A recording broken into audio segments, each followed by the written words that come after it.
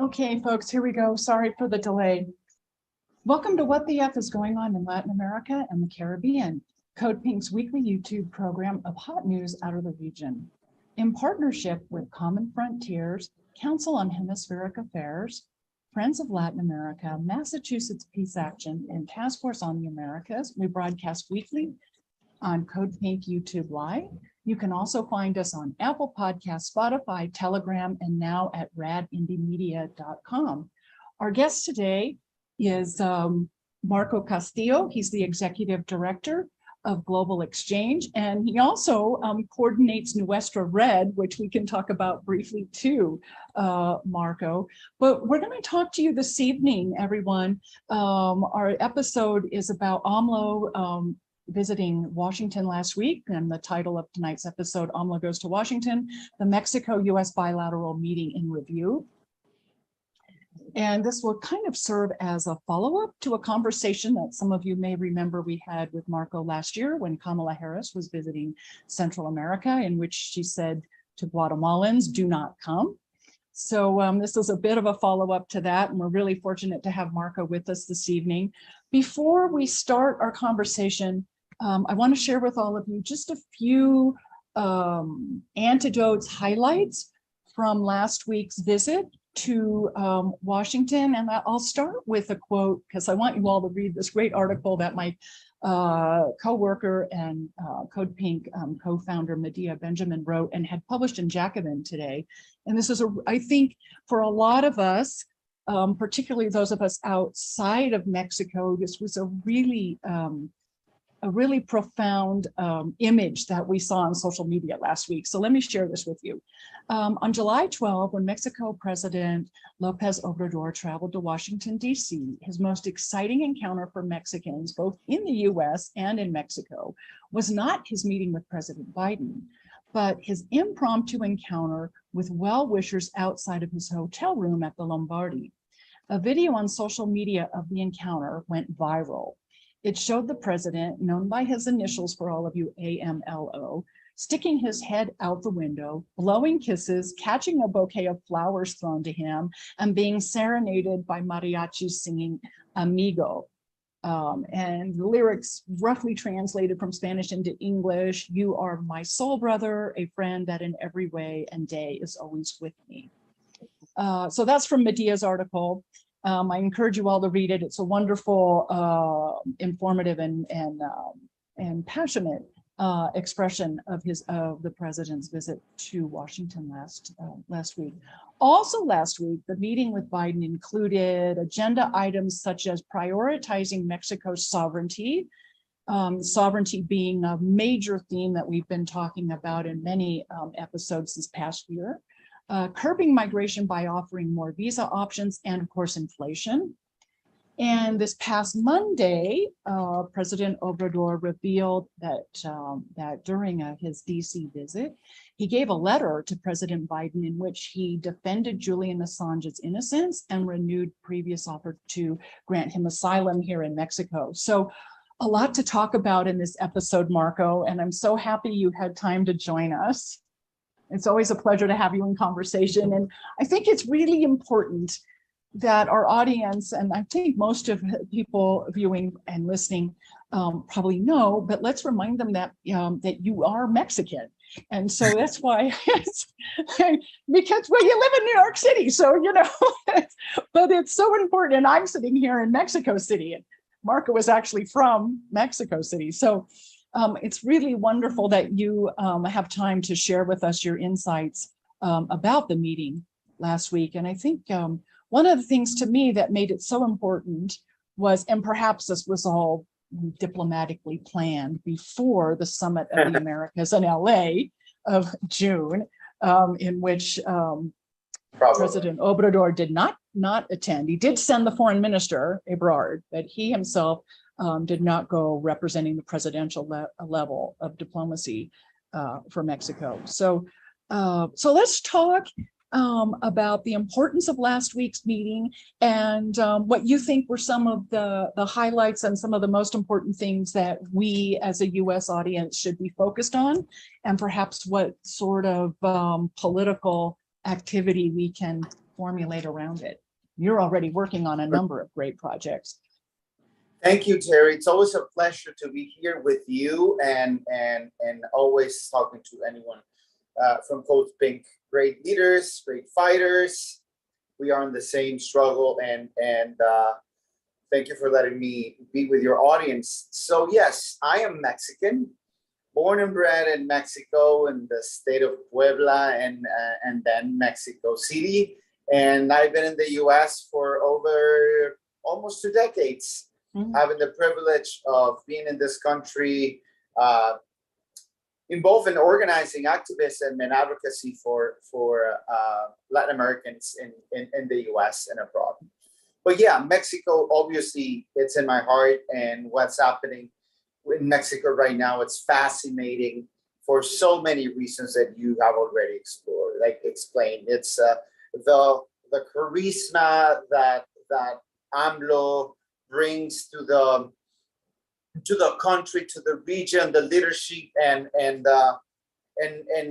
also, you know, the challenges that he is facing, and the trouble, the huge crisis that the region is also facing in this moment right now as a result of COVID-19, neoliberalism, war, and so many other things. But to go to your point, for so many years, for so many decades, Mexico decided to end its tradition of standing in solidarity and support with our brothers and sisters from Central and South America. Mexico said no to the war during World War II. Mexico has always stood in solidarity with Cuba, stood in solidarity with Nicaragua and El Salvador, with the people of El Salvador and Nicaragua during those difficult times. Mexico was a shelter for Chileans and Argentinians during the dictatorship. But sadly, after the 80s, when neoliberalism hit the country, our presidents and Mexican governments just sided with neoliberals in the U.S., sided with the most conservative parts of U.S. politics. And so for this past, you know, since the 80s, Mexican presidents have kept silence in a lot of moments in what's happening in Latin America, and have silently accepted and bow to the presidents of the United States, to the power of the US. Mexico lost a lot of its leadership. And now we have a president that took office in 2018 that ran his candidacy under a progressive platform, who had already tried and competed in the previous elections, and he was victim of fraud. We have to say this. He was a winning candidate since 2006. And so the country had a very deep institutional and electoral crisis since that moment until 2018, when finally the powers that were, the 1% that was holding power, surrendered and lost the battle and had to accept the undoubtable winning of AMLO. And now we have a president that is trying to go back to this tradition. And now he's been, successfully establishing relationships across the continent. But not only that, he's been a leading voice in what's been happening in the recent history. Your audience should be familiar with what happened in Bolivia with Evo Morales when he was a victim of a coup d'etat, that it was kicked and out of office to impose fraudulent individual, than then trying to they didn't try. They actually prosecuted and criminalized many of the members of the cabinet. Well, AMLO played a very critical role in putting Evo Morales in a plane and keeping him safe from what was a clear intention to hurt him, not only to imprison him. Some voices were saying that basically the dictators that took power were trying to assassinate him. And the same happened with Cuba. AMLO has been a strong voice against the blockade. He's been speaking in favor of a new relationship with the U.S. And Mexico, by being such an economic strategic ally to the U.S., he basically brings hope and it's like fresh water to a region that felt that they were losing the battle. And now we're seeing a new momentum and the continent led by someone like AMLO, who's, I mean, not led, but where AMLO is playing a leading role, that's for sure. And so it's really interesting, Terry, because when he initially took office, he said that he was against foreign relationships. He always used to say that the best foreign policy is domestic policy, and he was going to be dedicating himself and basically being in the country. He said that he would most probably wouldn't ever travel outside of the country. That was his initial idea. But then he sold the presidential plane, didn't he? Yes, Kind of was a exactly. token. One of his first actions were to sell the presidential plane. Yeah. And so, but the truth is that, you know, everything is so interconnected and you know, his leadership immediately was, you know, seen as a great opportunity for so many countries across the region. And so I don't know, voluntarily or maybe involuntarily, he started to play a more important role in the region, and now we are where we are. And so yeah. I think it's fascinating that a series of things that I saw being here in Mexico City last year, especially, well, in and out of Mexico City. July 24 of last summer was the 238th anniversary of Simón Bolívar's birth, and the president gave a extraordinary speech at Castillo Chapultepec in front of many foreign ministers and other notable foreign dignitaries, really laid out the vision and history of Simón Bolívar, which we don't learn about in North America. We do not learn about Simón Bolívar in North America, and there's reasons for that. But he laid out the history and the vision of Simón Bolívar, and then part of that vision was to push back from the South against the westward expansion of the United States. Yes. And then he beautifully segued into how the OAS as a regional institution has really digressed from any sort of national or regional unity, and that it's, you know, dominated by U.S. foreign policy. It was a brilliant speech, I thought.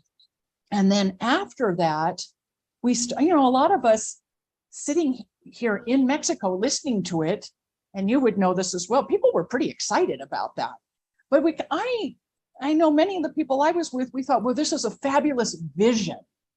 But then the following month, Mexico City's hosting the Venezuela dialogue, what we hoped would turn into, you know, multiple conversations, and that stopped with the kidnapping of Alex Saab. But we saw the Venezuela dialogues start here in Mexico, and then in September, AMLO reconvened SALAT after a 4-year pause. And it just seems like since last summer, there's just been this real evolution of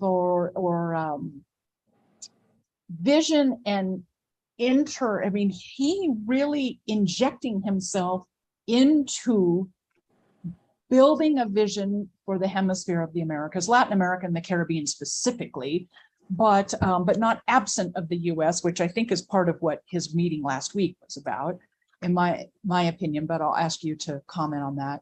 And really, really leading this attempt to visualize and vocalize a vision for an integrated America. Yeah. And it's really profound, I think. And he, I believe, has a really large, at least out, maybe not so much in Mexico, and we should probably talk about that too.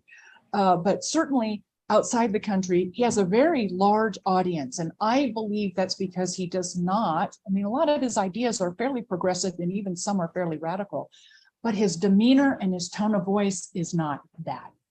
And people listen to him. People listen to him. And it's really a wonderful thing. Right. Well, the U.S. needs to look closer at what's happening in Mexico, because it's important to understand that nothing it's going to happen when you let a country in Latin America to have free elections.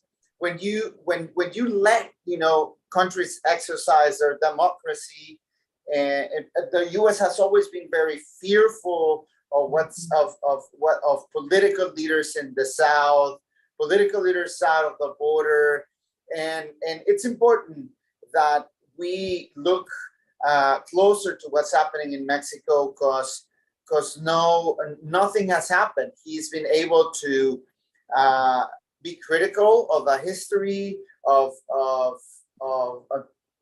inequality in the relationship of the U.S. with other countries, but yet at the same time he has been capable of maintaining a functional and a prosperous relationship between the U.S. and Mexico. So one of the things that AMLO has said that it's also for me important to say is that instead of looking against the U.S., like trying to create cohesion and a stand against the U.S., he's always said we need to come together to support the U.S. because we need a stronger U.S. because if the U.S. collapses, then we will all collapse. So we need a strong, U.S., but we need the U.S. to be an equal partner with us. So he's always speaking about a reciprocity between both. He's talking about equality. So this means that this should not be a threat to the U.S. at all in any ways. In the press in the U.S., we're seeing every day more and more, this narrative of being a semi-dictator, like an author, like in the mainstream media, it's trying to portray him as an authoritarian, and we know how that goes and what that works. Right. But we need to understand that this is an opportunity to shift, to change, to better the relationships from the U.S. with other countries, not only with Mexico, with the rest of the region. We saw that nothing happened in Mexico, nothing has happened in Honduras, and by respecting elections, free elections, democratic processes in the region, not intervening, letting the people speak, only good things can come. Certainly Mexico has important challenges, and AMLO is no hero for so many people in Mexico that are still waiting for justice, political prisoners in domestic prisons, indigenous communities who's been fighting for autonomy and resisting mining projects and hydroelectrical projects who've seen no justice from the AMLO administration. Obviously, many human rights advocates and organizations that seen the failure of an immigration policy, which is a consequence of the United States. But the truth is that at the regional level, the AMLO administration has been a challenge, an opportunity for change that we haven't seen in decades. Strong allies like Mexico, Argentina, and Central America coming together to denounce the way that the U.S. organized the Summit of the Americas, that's history in the making. Latin American countries calling together the U.S. for an end of the OAS. 3-4 years ago, that would have been impossible to hear.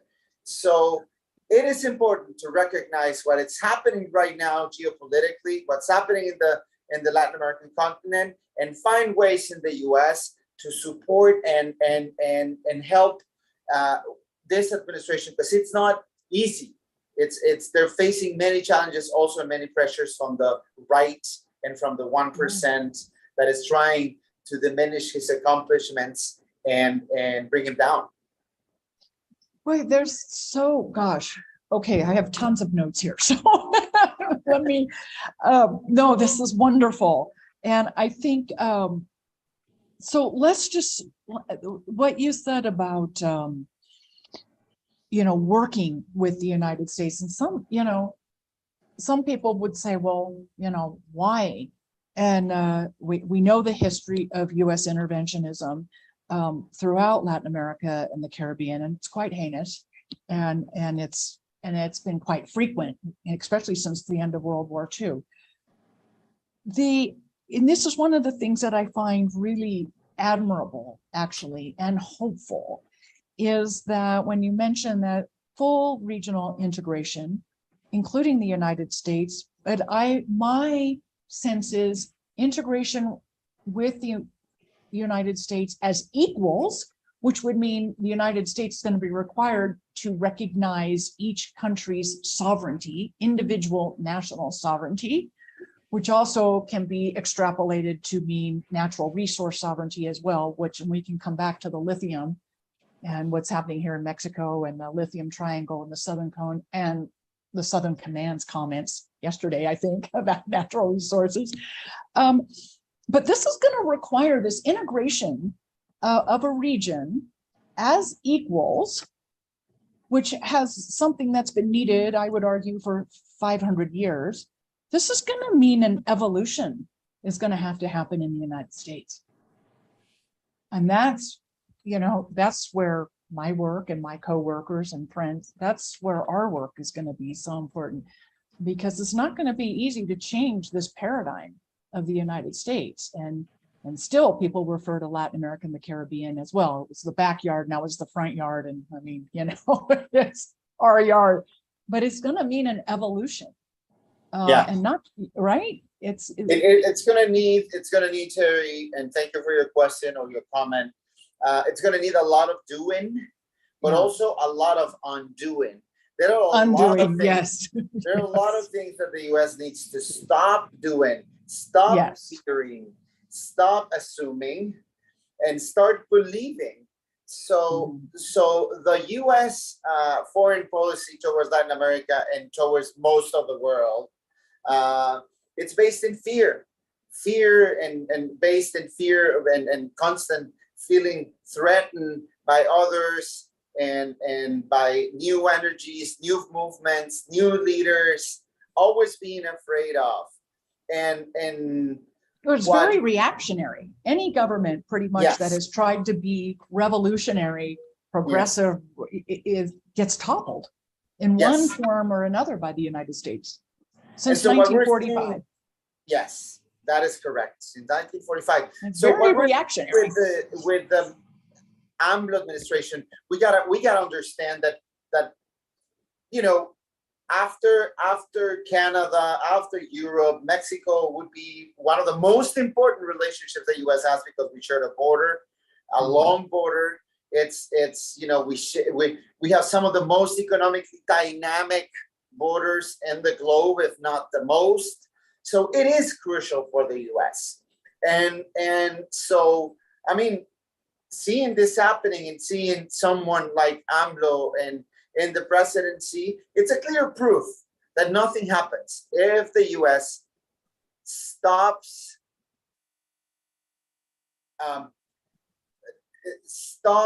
trying to intervene elections because of fear, and let the people speak. Things will be better for everyone. So it will take a lot of trust. It will take a lot of taking the foot away from the region back in changing the investment that they're putting in military intervention and intelligence, and start putting that money in changing the economic formula that has created all this poverty that has put us in this situation. So let's talk a little bit about the U.S. military and the related poverty, because the poverty is not just within the United States. It's created poverty in many places around the world. But this is one of the things that with immigration, the militarization of the U.S. Mexico border and the militarization of the Mexico-Guatemala border. Yeah. And this is done, and maybe this word is too strong, but you know, it's complicit between Mexico and the United States. There's that understanding and financing of it. And that's tough. That's tough on people here in Mexico. And I don't think enough people in the United States really understand. And of course, we would have to do an entire episode on root causes of migration, which we touched on last year. That's a whole nother thing that you'll have to come back and unpack with us. Yeah.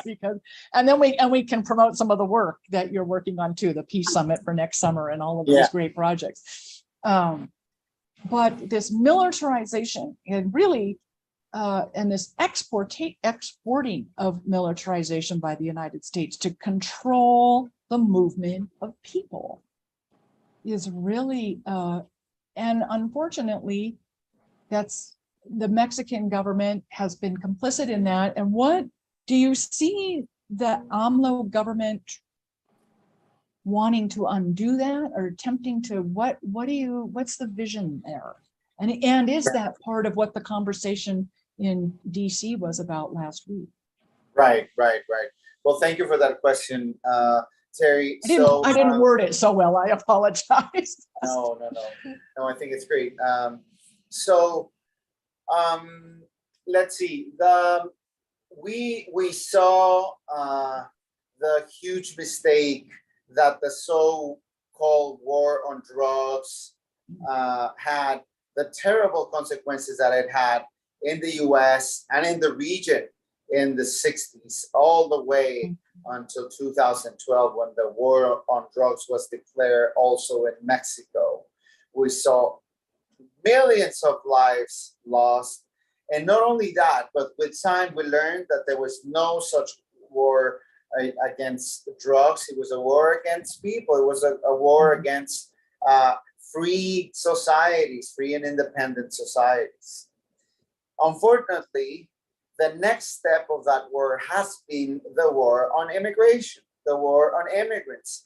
It's a new geopolitical strategy that has the intention of counterfighting the consequences of the poverty that the U.S. and neoliberalism caused in our countries. After years of mining, over-exploiting people, sucking resources from the region, now they are fighting so that those who are fleeing those conditions do not make it to the U.S. But also they're doing it because it allows the U.S. and other countries to expand militarily wise, and also allows the U.S. to have personnel and have a foot in the U.S. And also, unfortunately, it's a huge business, migration. Yes. It's a huge legal and illegal business. There's a lot of going on behind bars. It's more profitable these days to smuggle a person than drugs. In 2022, the business for criminal organizations is smuggling people. It's better business than drugs right now. So, unfortunately, AMLO takes office right in the middle of this regional policy from the U.S. And he gets caught under the fire of Trump with former President Peña Nieto, and in order for him, to be able to start his administration, he negotiated certain terms. He thought that he could sacrifice migrants at the expense of, creating minimum stability for him to take office in Mexico. He was successful in calming the tension that Mexico had with the U.S. in the moment in 2018 when he took office, but sacrificing immigrants was a big mistake that has forced his administration to continue being the guardian of the U.S. border, and a bad guardian that it's been playing the role of police and putting military out in the streets and border points. And it's been a disgrace. It's been hundreds of lives lost in this past years, thousands of people who've been victim of all kinds of crimes along the border. And it's a tragedy of tragedies. We've never seen this situation in decades. So yes, what we're seeing right now, it's a trap that AMLO, it's very difficult to understand how he can possibly get out of. It's a trap that he accepted when he took office, and it has a huge cost. But the problem is, Terry, as we've said before, is if we don't change the thinking in the White House, in Washington, these kind of situations are going to continue happening because the U.S. has the political and economic power to force Latin American countries to accept these policies. We've been forced. Mexico is depending on many things from the U.S. So we need to change this in the United States. We cannot be applauding these policies just because they are safe for our country, safe or putting our borders, in a safer situation. That's BS. That is not true. Factually, all numbers have shown that the situation at the border is more dangerous for everyone. Border residents, immigrants, and all communities. Ecological devastation is happening, and we've come closer than ever to the highest numbers of human rights violations that we've seen in Mexico-U.S. history since the worst moments of our relationship. So it's a bittersweet moment. AMLO should trust and migrant communities in the U.S. and their allies, progressive allies across the U.S. Be more bold. Stop doing the dirty work for the U.S. and take a next step. And we as a U.S. society should be ready to support, the AMLO administration in fighting back and saying no more. AMLO should be saying no more of playing the role of the anti-immigrant police officer that the U.S. wants Mexico to play. Would you, well, I guess how should I say this? Because there's a number of things I've seen here, political activity here, specifically in Mexico City, with organizing Mexicans in the exterior, particularly through the party, Morena party, organizing and in the U.S. exterior specifically, because it is such a large population. Is the support there? I mean, you just said we need to support the president, AMLO president. Is that, it seems to me it's a real possibility to educate, organize, and push from the inside and from the outside. Absolutely. The Mexican population. Yeah. And Absolutely. The president needs that support. I mean, that's how movements and parties work, right? That wind beneath the. Yeah. No, I mean, that's why I insist the U.S. needs to look closer at what's happening in Mexico. We need to make a change in the U.S., but for our own sake, for our own benefit, not only to help Mexico, Terry. We need to do it for ourselves. The Yes. truth is that a great majority in the United States of America are sensitive to the issues that the region it's going through right now, and I'm sure that we're ready for a change also in the U.S. And we need to learn from Mexicans. We need to learn that we can have a progressive president and nothing happens. The economy didn't collapse. The life continued. So many good things happen. It is possible to have governments in the United States, in Europe, and all across the world that say no more to intervention, yes to autonomy, yes to radical democracy. So we need to listen more. And number two, we need to be in support of Mexico, because if Mexico does well, the U.S. is going to do even better. So we need to support the U.S. We need to provoke that regional wave that it's already happening in Latin America to arrive to the U.S. We need more leaders in the movement to be, understanding of what's happening in Mexico and be active in the U.S., not only immigrant communities. This is something that's not only,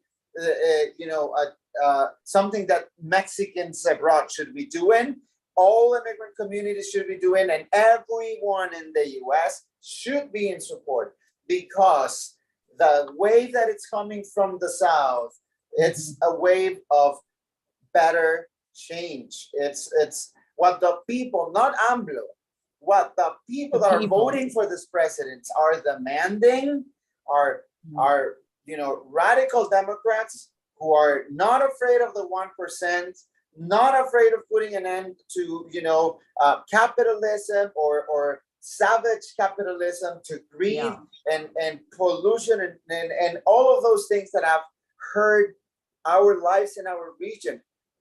Not only Latin America is hurting because of it, the U.S. is hurting right now.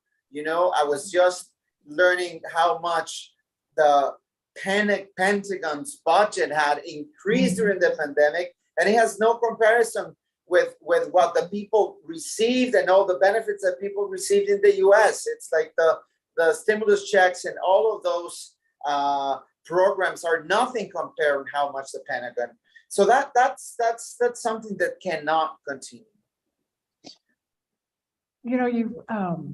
I think that may actually make more and more people in the States the awareness every day that there's more and more money for the military, and no access to public education, no health care, no decent public infrastructure. People are starting to connect the dots. And one of the things that you just mentioned about radical democracy throughout the hemisphere, I mean, you and I served as election observers in Honduras and other countries throughout. There was a whole series of elections beginning in Bolivia in October of 2020 and right on through throughout the hemisphere, right on through December of 2021. And to me, being in a number of those countries and watching the results we saw, with the exception, I would say, of the national or the legislative elections in Argentina, although with them assuming the presidency of the CELAC, maybe we're going to see a slightly different evolution now out of Argentina. But I agree with you, the radical democracy, the election results, which people participated and voted for, preservation of or recapturing or preserving national sovereignty, natural resource sovereignty, and people throughout the hemisphere voted for governments who were proposing an economy beneficial to the majority of citizens. And some of those economic plans were maybe one step to the left of center to revolutionary leftist economies. But there's a whole spectrum that emerged in the Americas last year. But it was really clear, don't you think? I mean, it was really obvious what people voted for. Absolutely. It was in general in Latin America, since the imposition of neoliberalism by the hand of corruption and electoral fraud, the continent and the United States Department of State knows this, the continent has been in constant conflicts. Latin America has always said no to neoliberalism, not to US intervention. So this is a long fight that it took decades for the 1% to accept that there was no way out. They tried with electoral fraud, they've been trying with interventions as they did in Honduras, and still the resilience of people in Latin America said, no, we're going to continue fighting and make our voice heard. And there you have it.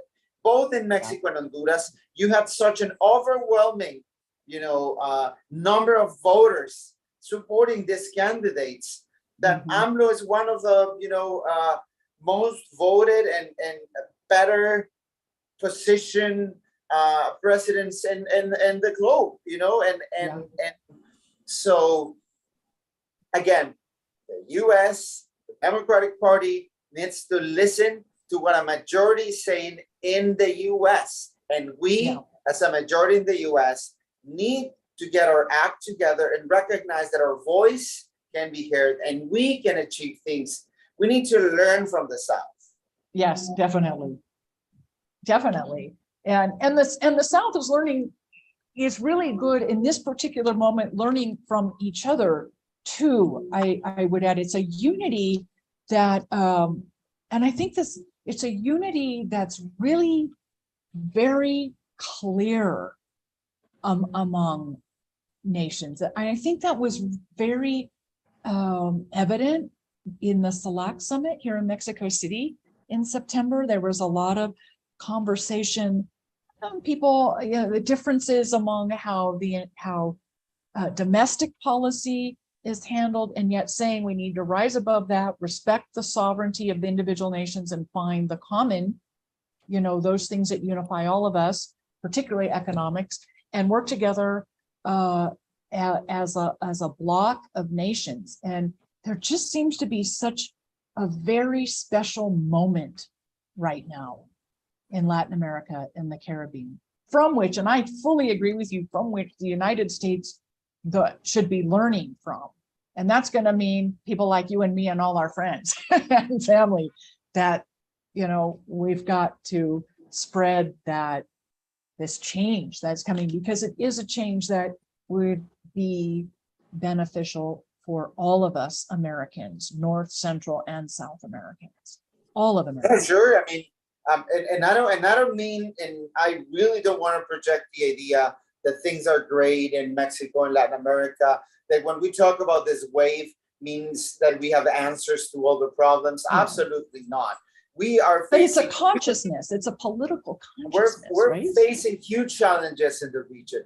And if anything, the AMLO administration will be able to accomplish just the basic structure of what real change looks like. He is, coming into power after 7 decades, at least in the case of Mexico, of corruption and bad government. So it's going to take a while to get where we, to rest, to get to a point where we can really rest and enjoy the fruits of our labor. Right now, the country, the reason why people like AMLO or Xiomara Castro are in power right now is because the people are mad, are frustrated, are suffering, are in a very, very bad moment. And so it takes a lot of work. It will continue to take a lot of work. But one thing is for sure, the people have all the clarity that betting on bankers, we're not going to get any benefit. The U.S. needs to stop believing in traditional politicians, in bankers, and corporations as a way to solve the problems for the people. So, that's something that people across Latin America have very clear. It's like we don't think AMLO's perfect. We don't think Xiomara Castro will be perfect. There's a huge culture of corruption and impunity in the country. We have problematic military authorities. All of that. We have ecological devastation. We're facing all kinds of economic crisis on top of crisis every day. But one thing is clear: we would be worst if we continue putting our destinies in the hands of neoliberals who have nothing but just extracted resources, overexploited, and hurt the people of Latin America. Wow, beautiful. I love your vision and your experience, and you're so good at explaining all of this to our audience. It's really, but it really does come down to the banking, doesn't it? I mean, it really does come down to that whole financial sector, and that sector. I mean, I would argue it's neoliberalism is a modern form of it, but we've seen that in the hemisphere for 500 years, the control of banks and the control of, monarchies in some cases, autocratic government. It's been it's in many ways, it's still that same, it's that imperialist structure for Spain and the United States. And it really is, it really is a profound statement of the people that governments are being democratically voted into power to push back. And I fully agree with you, with Mexico, with Honduras, and now I think we could throw Colombia in the mix too now, with Petro and Francia being inaugurated August 7, that this is the first step. And you mentioned earlier that things have to be taken apart. There has to be a deconstruction first, right? I mean, here in Mexico, 70 years. So it's these first governments, and I think those of us, particularly in the global north, that believe we are revolutionary and leftist, we are yet to have a revolution in our own countries. So we have to be careful how we comment on countries such as Mexico, Honduras, and Colombia, that it is going to take a deconstruction first, a dismantling first, before moving forward.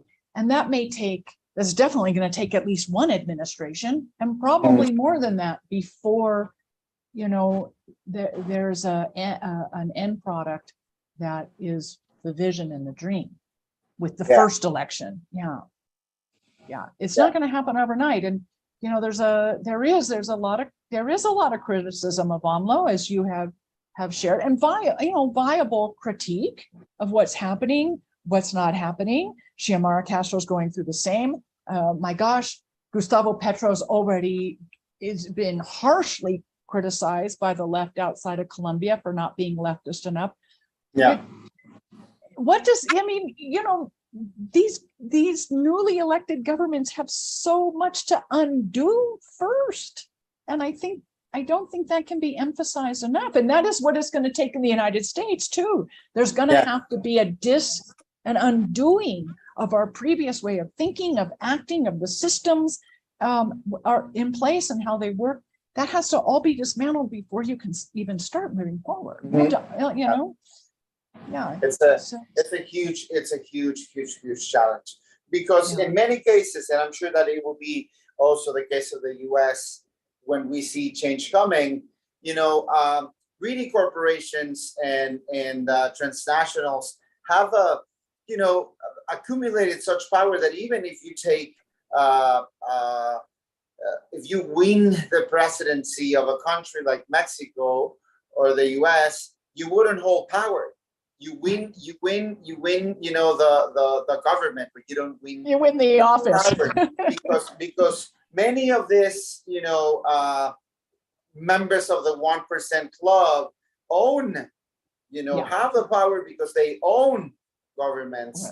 Right. They own the debt of many poor countries, and they own the arms, the guns, the souls and wills of so many, people. So yes, it's gonna take a huge battle, and AMLO has had to confront many of that. AMLO is being subject of violent criticism, not only from the Mexican right. I mean, Marco Rubio is on his back and accusing him of so many nonsense, and the same with Ted Cruz and all of the, you know, the U.S. right, which means that the corporations are trying to, you know, bring AMLO down. So yes, it is complicated. It's not easy. But let me say, Terry, before we run out of time, I think there are concrete steps and things that the U.S. Can do, and Latin America should be putting in place with the support of the U.S. And that is, we need to build a new multilateral institution that is respectful of every country's participation, that it takes each country as a vote of dignity that has the same value as any other. We need to dismantle the OAS, and we need a new alternative, and the US can support that right now. And again, I cannot stress this enough. It would be beneficial, not a threat, to the US. Recreating multilateralism in the region, it's one of the best things that AMLO can accomplish, and that Biden should be supporting right now. You know, leaving a stronger, more democratic, multilateral organism or mechanism that allows the region to have permanent democratic dialogue. And we can and we must accomplish that. And that's why we are calling all sectors of U.S. and Mexican society, Terry, to, you know, start this discussion in all corners of the U.S. and Mexico, and then gather in February 27 next year, 2023, in Mexico City, to have a binational conference for peace, to build a binational agenda that will take both of our countries to the next victory, which is a binational agenda that represents the will of a great majority. U.S. and Mexico have been brothers and sisters for decades. We are more than neighbors. We are family.